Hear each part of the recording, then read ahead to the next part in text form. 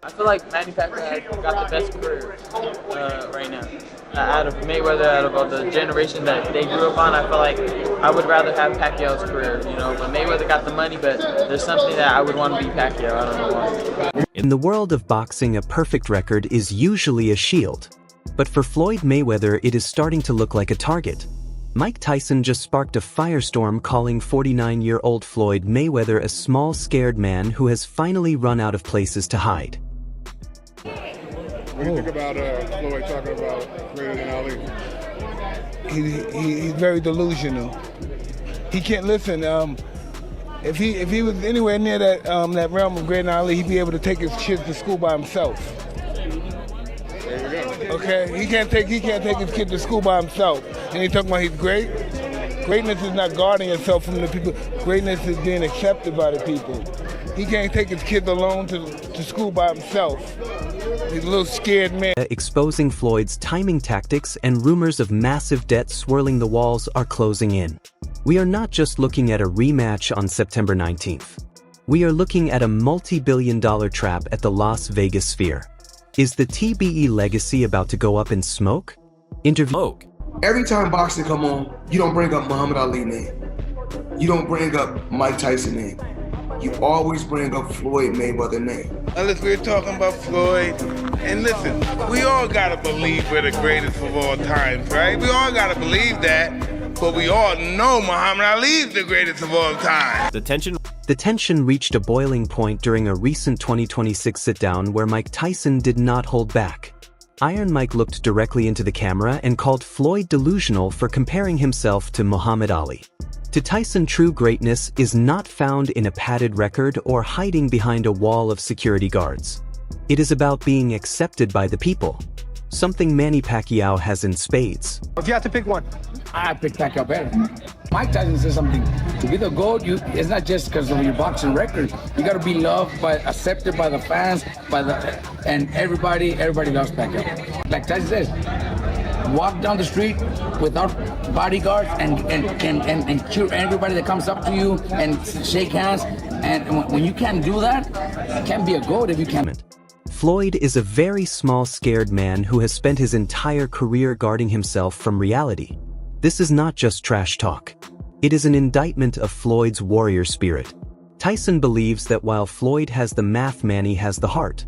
And in a 12-round war, the heart does not check the bank account. thoughts on that? I think that'll be a good fight. Hope Manny's serious. Manny looks good as that. Garcia recently took to social media to break down exactly how the zero was manufactured. According to Ryan, Floyd mastered the art of the wait. He did not just beat Manny in 2015. He waited until Pacquiao was older, coming off a shoulder injury and mentally drained. But Garcia points out a massive shift in 2026. While Floyd has spent the last few years fighting YouTubers and influencers, Manny Pacquiao just went 12 rounds with a prime WBC champion Mario Barrios in 2025, nearly taking the belt in a fight the world saw him win. Have one major bone to pick with this list. Floyd Mayweather beat Manny Pacquiao. One major bone to pick with this list. Floyd Mayweather beat Manny Pacquiao, it's true. Floyd is one of the top 10 greatest pound-for-pound fighters who ever lived. Tough to argue otherwise. But pound for pound, he can't be above Manny Pacquiao. Manny Pacquiao was a flyweight champion. Not that he turned pro at flyweight. He was good enough as a flyweight to be the lineal champion, the real champion. Now, he didn't win titles in every division. He skipped some of these, but I just want to tell you how flyweight, junior bantam, junior feather, junior light, junior welter, junior middle. He rolling. And he laid waste to these divisions. Yeah. He fought great fighters. He never ducked anybody. Yeah. Pacquiao, to me, other than Sugar Ray Robinson, he's still one. Pacquiao is the greatest pound-for-pound fighter who ever lived. I can't put Floyd above him. Yeah. Ryan's logic is simple. Manny is the one who is battle-hardened and active in professional terms, while Floyd is a timing specialist whose watch has finally stopped ticking. And just in the history of boxing, you never heard of a guy that could go from those weight classes and still dominate. Knocking out Cotto, knocking out Ricky Hatton with one shot, destroying Oscar De La Hoya. Made him look like he was nothing. I mean, for me, Manny Pacquiao is always going to have that, and I was always a huge fan of him growing up. So yeah, for me, he takes the cake over Floyd. Look, just don't let Andre Ward see this list. He is not going to like being behind Canelo Alvarez. I know that much. Yeah, I don't know if I mean, Dre might be a little low there. Well, Max, It could be. can I say one thing though? Yes, Pacquiao's my favorite, and you are right. Yeah. But he did beat Pacquiao, and nobody has changed the game like Floyd Mayweather. Yeah. In a Right, bad way. in a bad way, In a thank bad you. way. Yeah, Yeah, I'm you just got saying, it. but In a bad way. he was protect so the great L. and so dominant. I Yeah, can't but do that. But that's- he mastered the art of knowing when to fight somebody and when not to fight somebody. I mean, that he's the best in that game. He's the best in, making money and making all the, the huge fights happen. But why? Because he was timing every single one of them. He never fought nobody really in their prime. He always After junior lightweight. Junior lightweight, he did. 100%. He didn't fight Paul Williams, so we all wanted to So see. he changed the game in the worst way possible. You're right. Everybody's trying to protect their own. I had to break that, right, with Tank. I made sure we made you that broke fight. the That was protecting real. the That was officer. We did. Yes. Hey, we took the O in the name of the sport. Thank you very much. You got a bag for that. too. Yeah. Floyd's calendar for 2026 and tell me this is not a recipe for disaster. Before he even steps into the sphere to face Manny, Floyd has a scheduled legend versus legend exhibition in the Congo against a 220-pound Mike Tyson in April, followed by a clash with kickboxing icon Mike Zambides in Greece this June. Legends Floyd Money Mayweather versus Iron Mike Zambides. It's going to be live in Greece, which I believe that is where Iron Mike Zambides is from. And Saturday, June 27th, that is the exact 11-year anniversary of his retirement fight. Yeah, wait, look at this guy. So first it was Pacquiao, and then Tyson, and now Zambides. There were so many fights that were rumored for Mayweather to do this year, and because this is happening in June, is he going to fight again after June, or is this the only fight he's going to do this year? Like I said, I don't expect fireworks from this fight. It'll be cool to see Zambides back if you're a K1 or kickboxing fan. It'll be cool to see Floyd Mayweather back if you're a Floyd Mayweather fan. I don't expect either man to get hurt severely in this fight. It's just going to be a display of boxing from two legends of the Battle of the Legends, Floyd Money Mayweather versus Iron Mike Zambides. It is going to be live in Greece, which I believe that is where Iron Mike Zambides is from. And Saturday, June 27th, that is the exact 11-year anniversary of his retirement fight. Now on Netflix against Mayweather. What do you think? September, the rematch. You always told me you would love the rematch. It's the one fight. Listen, they tried for a rematch. Manny obviously had a torn leg, but it was a good tearing shoulder. So we always wanted to rematch within a couple of years. We tried 3 or 4 times, and then nope. And now it's happening. Now it's happening. Mayweather's 49, Manny's 47. What does Manny need to do? Okay, so these are both fighters. Whatever they've lost a little tiny bit in speed, they picked up in experience and they picked up in skill. So it's still a great fight. Best fight out there. The whole world will tune in. Best fight out there. It's free, no pay-per-view. Best fight out there. Who else you got? Nobody. Like fucking nobody. Okay, so from your experience, without giving away the game plan, what does Manny Pacquiao need to do in this fight against Floyd Mayweather? Well, give me away a game plan. So Manny will overwhelm him with power and speed. Simple as that. Floyd's got skills and he's evasive and stuff, but Manny will be relentless for this one. This is something we've been waiting for, what, 6, 7 years? 10. 10, wow. 11 actually, 2015. Jesus Christ, really? Oh my God, we're old. Time flies. But if Manny wins, does he get? Is a professional fight? It's not an exhibition. No, does Manny Pacquiao deliver Mayweather his first loss, Justin? Oh yeah, obviously. He wins, but yeah, they're a trilogy. Mayweather's 50-0, very talented. He's not 50-0. He was, when he stopped out of boxing, he was 48, no, 47. Well, Berto and McGregor and Berto was the last McGregor two. didn't count. Then he fought the Thai guy. Some guy had no fights. No. That doesn't count. That wasn't part of the 50. No, wasn't? What's part of the 50? McGregor's not a boxer. He went 10 rounds. If they did MMA. So first it was Pacquiao and then Tyson and now Zambides. There were so many fights that were rumored for Mayweather to do this year. And because this is happening in June, is he going to fight again after June, or is this the only fight he is going to do this year? Like I said, I do not expect fireworks from this fight. It will be cool to see Zambides back if you are a K1 or kickboxing fan. It will be cool to see Floyd Mayweather back if you are a Floyd Mayweather fan. I do not expect either man to get hurt severely in this fight. It is just going to be a display of boxing from two legends of their respective sports. He is 49 years old and he is taking on 3 massive spectacles in a single year. Critics like Amir Khan are sounding the alarm, suggesting Floyd is burning the candle at both ends. Taking a heavyweight punch from Tyson just months before trying to keep up with Manny's volume is a gamble that even the money man might not survive. With Manny Pacquiao? Because if Mayweather really wanted this fight, he would have had this damn fight years ago when Manny Pacquiao was asking for a rematch. Mayweather has to do this fight because he needs that bread. That's why. That's why. And it's funny when you have options. When you have options, yo, you can make your choice. When you're doing great and you got money in the bank and you sitting pretty, yeah, you sitting pretty, 51 or 50-0. Isn't it great? But now, when you need them, you call on them. Mayweather didn't want this damn fight with Manny Pacquiao years ago, and now he wants this damn fight now. Because he needs money, that's why.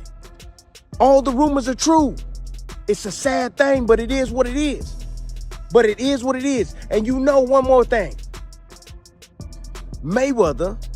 If Mayweather didn't believe that he can beat Manny Pacquiao, he wouldn't be in the ring with him. Yeah, you know Mr. Sensitive. I love Mayweather, but let's keep it a buck. Oh, he's sensitive as hell. Not only is he sensitive, the man, he's insecure like hell.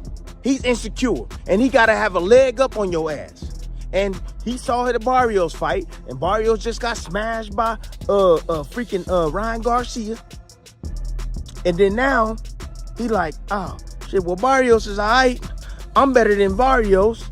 Shit, even though I'm damn near 50, I'm still better than Barrios. My experience, my hand speed, I take care of myself. I had some exhibitions. I know I can still do this shit. That's what he thinking.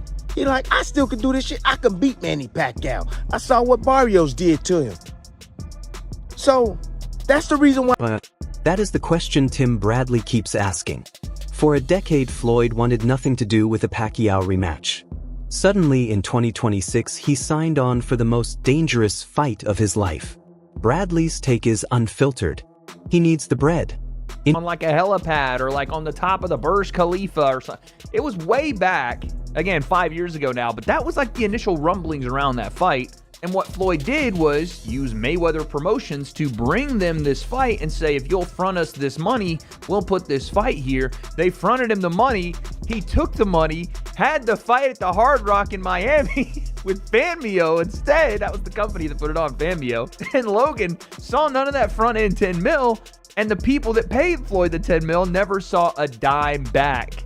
It's nasty work what he did. But this has been like one of Floyd's MOs, is that he leverages his fight name or his quote unquote assets, and which is what, a lot of wealthy people do. They leverage their assets to take out bigger loans or, whatever. But Floyd does it in such a reckless way that no one ever sees return on it. He just takes money.